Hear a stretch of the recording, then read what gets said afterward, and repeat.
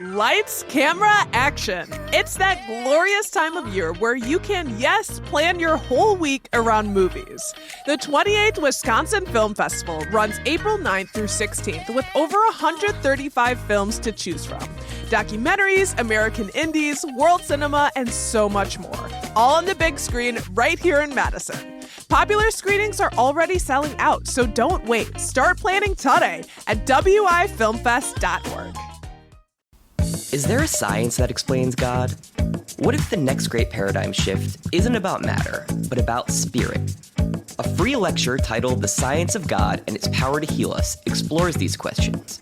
Speaker Nikki O'Hagan will travel from Ireland to Madison to share this talk on Thursday, March 19th at 6 p.m.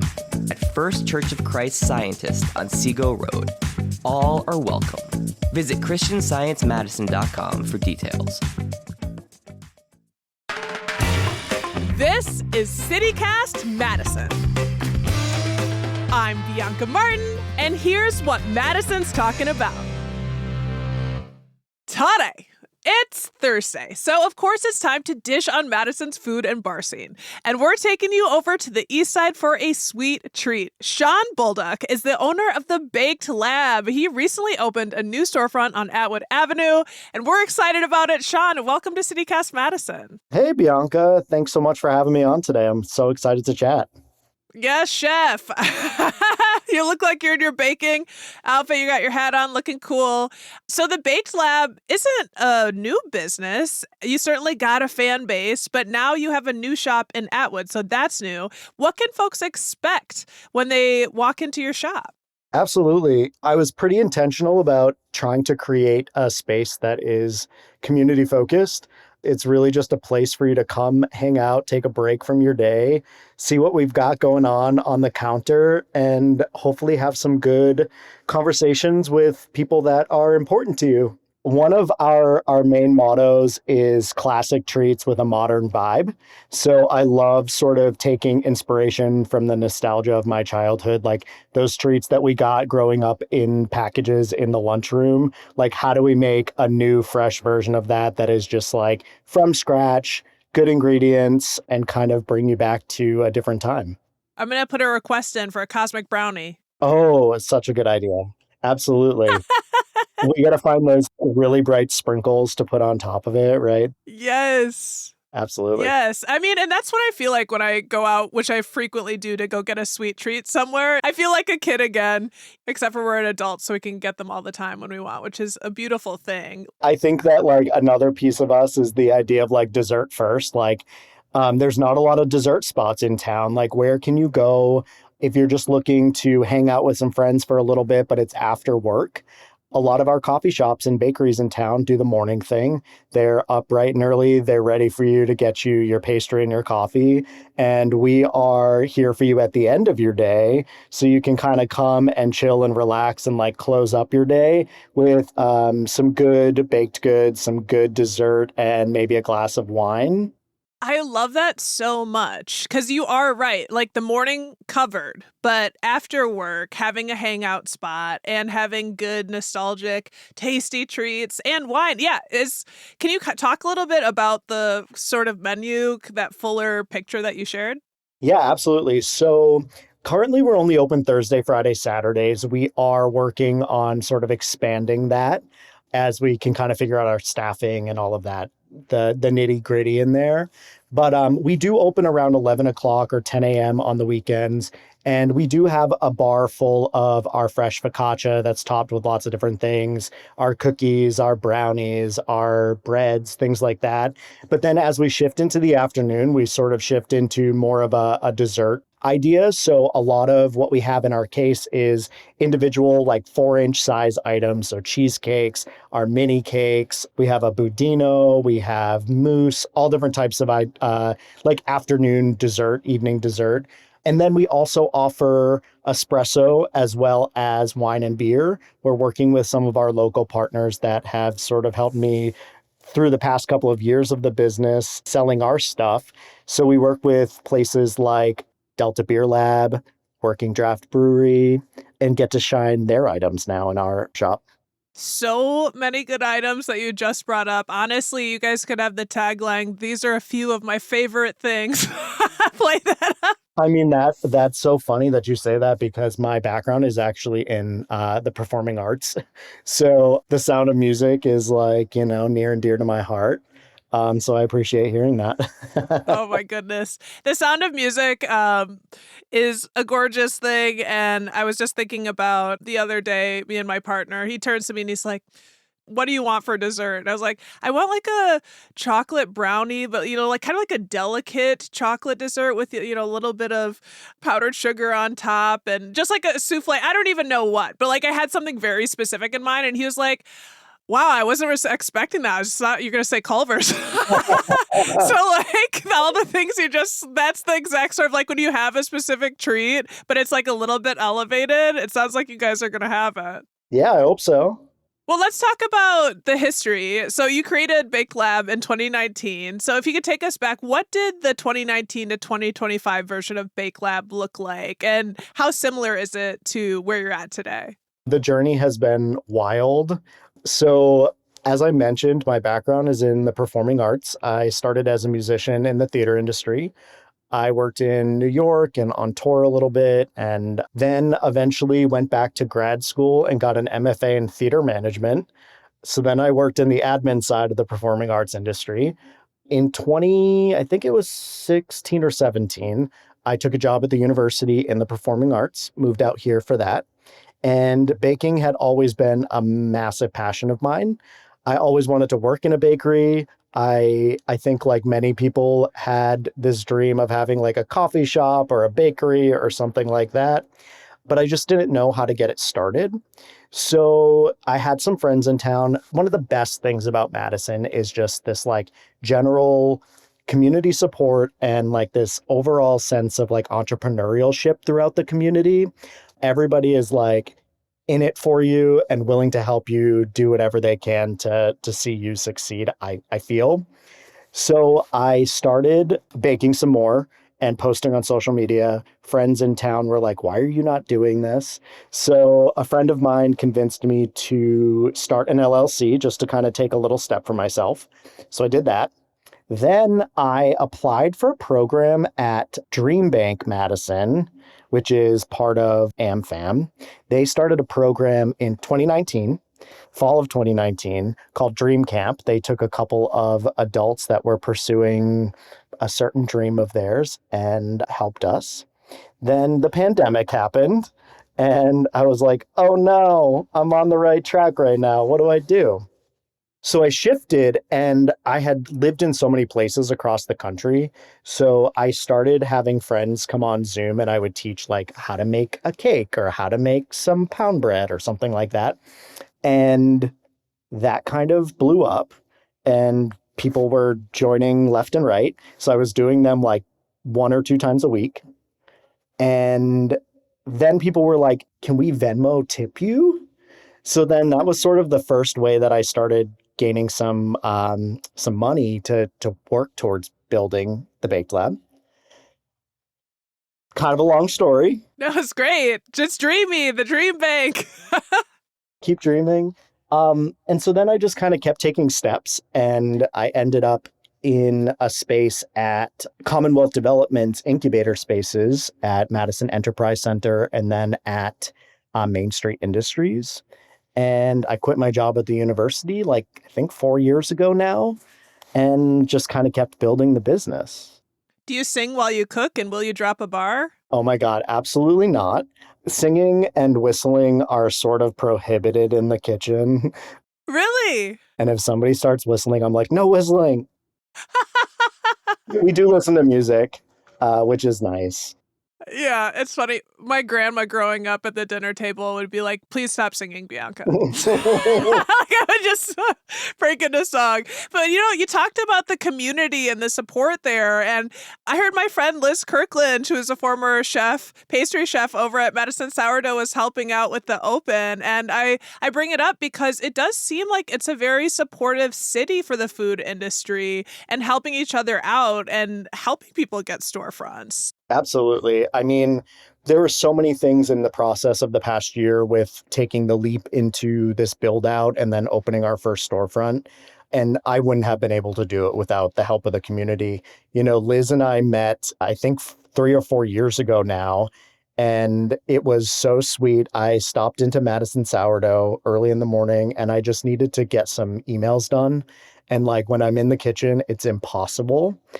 So I stopped in on my way. I'm doing some work, and Liz, who I didn't really know at the time, came out from the kitchen and just introduced herself and said, I've seen you on social media doing your thing, really support it. Like, awesome. So then we met up, and she was like, "Hey, I'm leaving town for a little bit. I'm hoping to come back, but just kind of wanted to make a connection and all of that." And then I guess 3.5 years later, Liz sent me a message a couple months ago and was like, "I'm back in town. Can I help?" And I was like, "Oh God, absolutely." I'm somebody who like, this is my little dream, but I would not be able to be where I'm at without the support of others and like the knowledge that others have.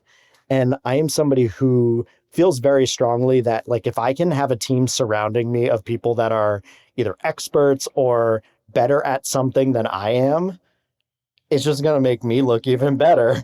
So like, why would I not support that, right? Well, I can definitely attest to Liz's cooking skills and have a funny anecdote that she said that she was out recently. She cooked cookies and someone tried one and was like, you should do this professionally. It's like, oh yeah, girl, she's a professional.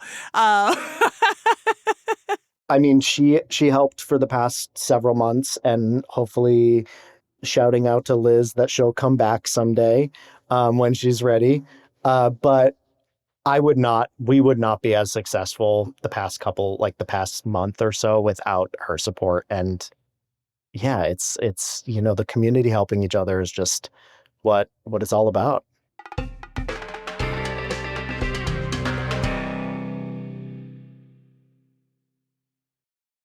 Well, your grand opening was just last month, and our newsletter editor, Rob Thomas, a little bit before that, got to see a little sneak peek of the space. He said that everything was delicious. How was the opening? Like, how has it been? Yeah, it was incredible. It's hard to put into words. I have been working towards this for a very long time. Even before I started the Baked Lab, it was that dream. And to see the amount of people in the community that showed up on opening day and have continued to show up over the past 4 weeks is quite overwhelming. I joke, but I've never been a super emotional person. And like 10 minutes into the doors opening on day one, I like went to the back corner and just started sobbing. And it was really just like an overwhelming feeling of like all your hard work. You've brought a bunch of people together. They're supporting and doing the best work that they can. And then the community shows up. It's just an incredible feeling. And you're in a really cool neighborhood. I'm curious, like, what the neighborhood reception has been like. So I think we're starting to call this little couple blocks of Atwood like Bakery Alley or, Dessert Alley or something like that. Level 5, our friends down the street, they actually were baking in a studio next to ours, and we shared a wall for a couple of years. And wow, because I was thinking your guys' stories are similar. yeah, Aaron and Caitlin have been just great business friends. So it's funny because when we were both in Main Street Industries for a couple of years, we shared a wall and our doors were right next to each other. And every other day I'd like go knock on the door and be like, "Hey, do you have some of this? I need a little bit of this." And then they'd come over a couple days later and be like, "Hey, do you have a piping bag? We just ran out of piping bags." And so I really missed that. And then it all came full circle this past weekend because in the middle of like opening on Saturday morning, we had a nice line and we were like hustling through. And Aaron came in with a box of donuts and was like, "Hey, can I trade you a box of donuts for 150 grams of brown sugar?" And it was so funny to have him like come a block down the road with his goods. And I'm like, "Oh my God, yeah, please take a whole bag of sugar. I know I'll get it back from you another day when I need something." And that's like, lend me some sugar. I yeah, am your neighbor. Hey, yeah, as Outcast. exactly. Okay. That's the kind of community and entrepreneur like sort of camaraderie that happens in this city. And I think it's in a lot of ways a little unique to Madison. And I think that's really, really awesome. And also, like, Gail Ambrosia's came down and gave us a box of chocolates and a card when we opened up. And so it's just like, it's such a sweet neighborhood, literally. And for folks who don't know, the famous vegan Level 5 Donuts opened their storefront a block away from y'all just last year. And that was a really fun conversation if people want to go back and listen. But I love neighbors and y'all being so close to each other and to be able to support. And I'm curious, how did you end up choosing this new location? Oh gosh. So this neighborhood is, in my opinion, one of like the best neighborhoods in Madison. It's very sassy. It is very sassy. Sassy. Literally. Yeah, exactly. So for anybody who's seen this building before, our building is just about to turn 100 years old. It was built in, I believe, 1926 or 1927. It was a family furniture business that built the building, and it sat vacant for about 10 years prior to our renovation. It was a Chinese food restaurant 10 years ago that ended up closing. And the building was kind of just like falling apart in a lot of ways. It needed some love. So I wasn't sure if I was going to open a storefront, but it was sort of like something that was out there in the idea land. And my partner saw the listing online, and the renderings were beautiful. And I was like, okay, there's no way that that building is ready to be renovated. It's just like sat there for so long.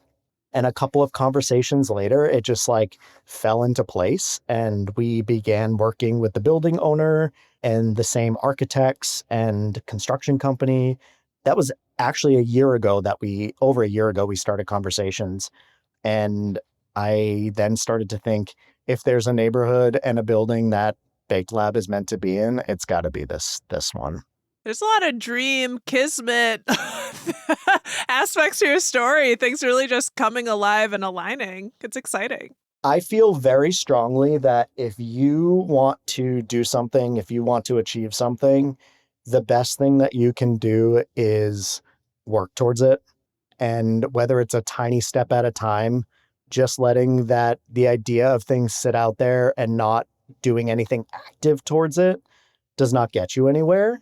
And I think so many of us are so in our own heads of like, well, I need to be able to support myself. I need to be able to support my family. I need to pay rent. And like all of those are so real. But at the same time, like, what are those little tiny steps that you can take that will help you sort of make some type of progress towards that? And if you keep working and doing that, things will eventually start to sort of like fall into their place. Well, here you are dropping wisdom, and I understand teaching has always been a part of the ethos of the Baked Lab. It's a laboratory. Will that continue in the new space? Absolutely. It's a main pillar of our business. Coming from, nonprofit theater backgrounds, sort of the education piece of what we do in the kitchen is super important to me. Our classes have been super successful. We just had our first one this past weekend in our new space, and it was a private. Congratulations. Oh, thank you. It was a private macaron class, and they're great. I mean, you get to come in and you learn from scratch how to make something, and you make it yourself for the most part, and you will always leave with something in a box that you created yourself. And it's just a fun afternoon. Will you please do that one again in a year? I'm sad I missed it. No, our macaron classes we do like fairly regularly because they sell very well. So yeah, keep an eye out on our website for our classes. Okay, and now I have like a fun section of this. Really, truly has been a fun conversation all the way through. So we've got a couple fun questions for you, which Sure. I'll hit you with the first one, and then the next one is a this or that, kind of like a speed one. But the first one is, if you designed a sweet treat for the city of Madison, what would it be? What would it look like? Oh gosh, that is the hardest question ever. I think that my Madison dessert would be a macaron as a burger. I feel like a burger is like a Madison staple. There are so many good burger spots. Like we're right next to Players. It's like one of the best burgers, right? But if we would make a burger-sized macaron with a bunch of different fillings in it, and it'd just be the Madison burger macaron.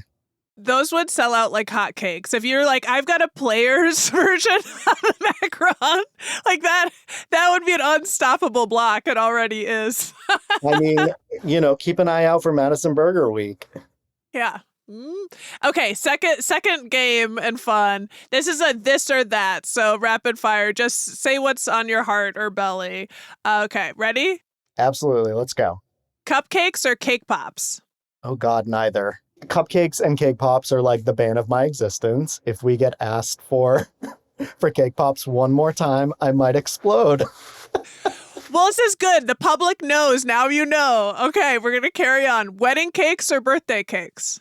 Wedding cakes. Bagels or donuts? Bagels. Brownies or blondies? Ooh. I'm going to say a brownie. Caramel or butterscotch? Ooh, caramel all the way.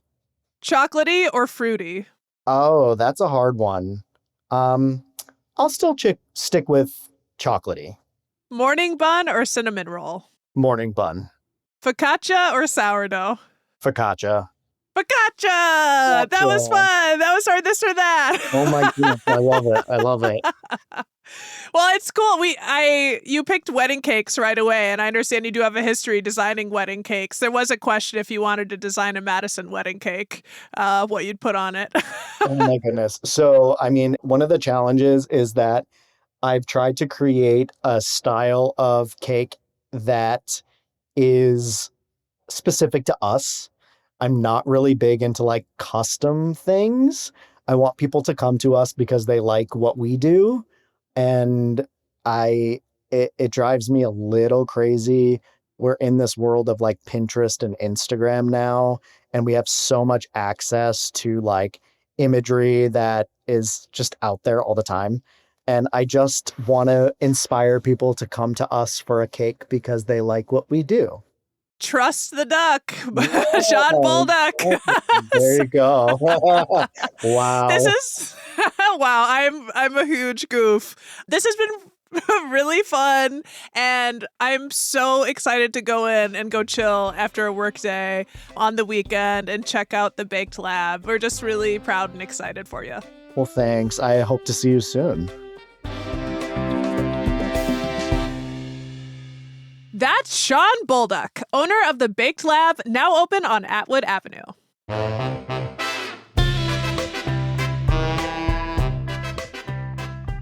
That's all for today here on CityCast Madison. I'm your host, Bianca Martin. Don't forget, you can support the show and get great perks by becoming a CityCast Madison neighbor at membership.citycast.fm.